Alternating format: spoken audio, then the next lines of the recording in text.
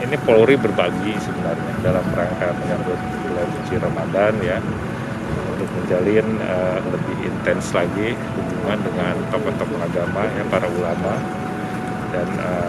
dan juga dengan dari NU ya, kita berikan bantuan dalam rangka pembangunan Geraha NU ya. Beliau datang